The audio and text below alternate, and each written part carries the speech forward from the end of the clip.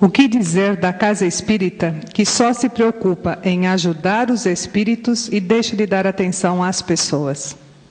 É uma visão distorcida da doutrina espírita. Porque espíritos não são só os desencarnados. Muita gente desatende ao encarnado esperando ele morrer para vir à sessão. Agora sim a gente vai fazer caridade. Se a gente tivesse atendido, orientado, ajudado, encarnado, ele não precisaria vir à sessão depois. Já estaria encaminhado desde aqui. Distorção. Pessoas que se acham mais caridosas do que Jesus. Perguntemo-nos em que momento do Evangelho Jesus se ocupou mais com os desencarnados do que com os encarnados. Em que momento? Se ele é nosso modelo, é para a gente fazer como ele fazia. Teremos nosso trabalho mediúnico, tudo bonitinho, mas a doutrina espírita está no mundo para nos ensinar a caminhar no mundo, a nós e aos nossos irmãos. Vamos ensinar espiritismo. Quando nos lembramos do Espírito Emmanuel, através de Chico Xavier, quando nos diz que a maior caridade que a gente pode fazer com conhecimento espírita é o da sua divulgação, a gente tem essa noção de que estamos muito preocupados com a sessão mediúnica. E os nossos irmãos estão aí. O índice de drogadição está crescendo nas nossas sociedades e nós estamos doutrinando os mortos. A prostituição sexual crescendo e nós estamos doutrinando os mortos. A violência chegando a níveis insuportáveis e nós estamos doutrinando os obsessores. Alguma coisa está errada na nossa postura diante da doutrina espírita. Não é um problema do espiritismo. É um problema nosso dos espíritas. A gente vai ao centro naquele dia, naquele horário e já cumprimos nossa missa espírita. Nosso compromisso com Deus já está resolvido até a semana que vem, se Deus quiser. Espiritismo é uma filosofia de vida que a gente vive todo dia, em cada momento, com as pessoas. Não estaremos ajudando as pessoas só lá no centro, no dia tal, no sábado de 9 às 11 da manhã. Não, no meu trabalho, aquele companheiro excitado, atormentado, o que eu tenho para dizer para ele, como colega, como amigo?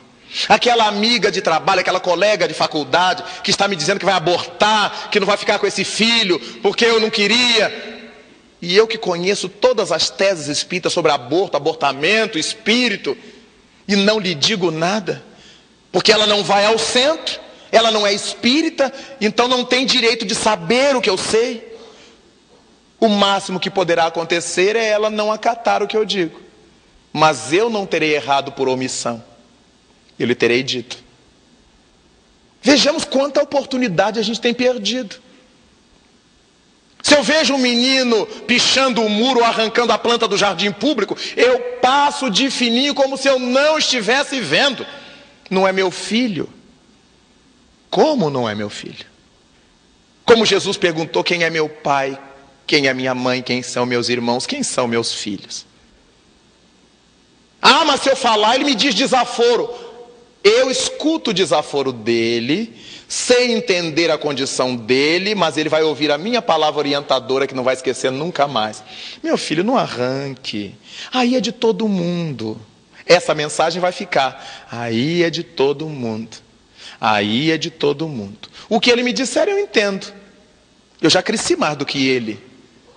Se eu ficar com a malcriação dele na cabeça, é que eu sou tão infantil quanto ele. Mas ele vai ficar com a minha ponderação, porque ninguém se ocupa com ele. E eu me ocupei. Eu disse alguma coisa a ele um dia.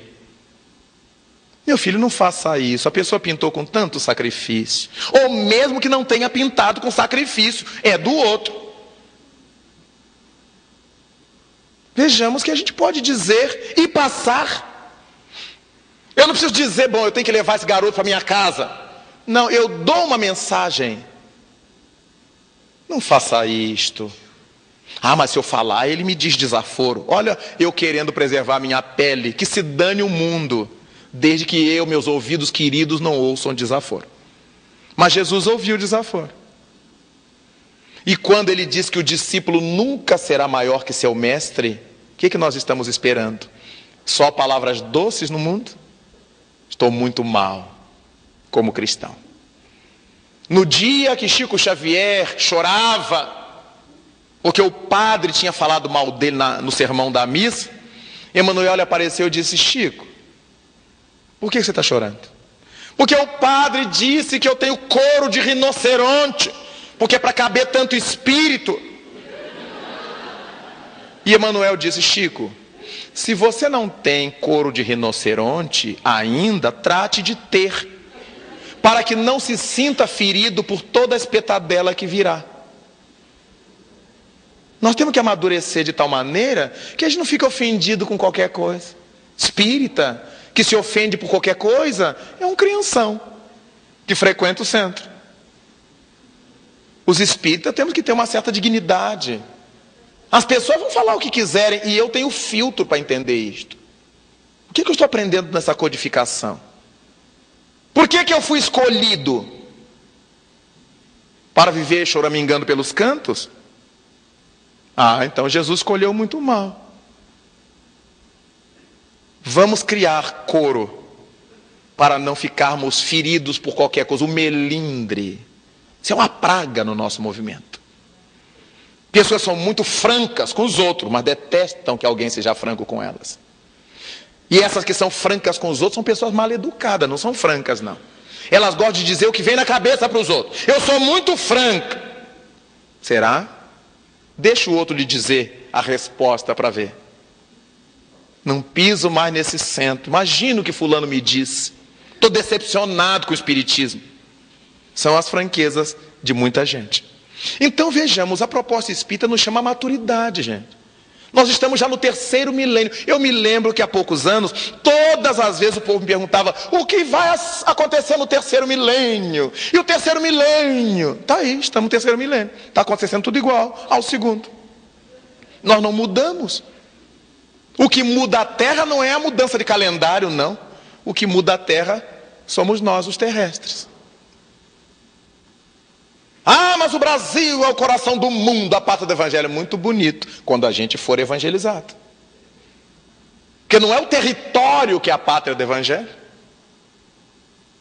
Não é o chão, o solo do Brasil que é a pátria do Evangelho.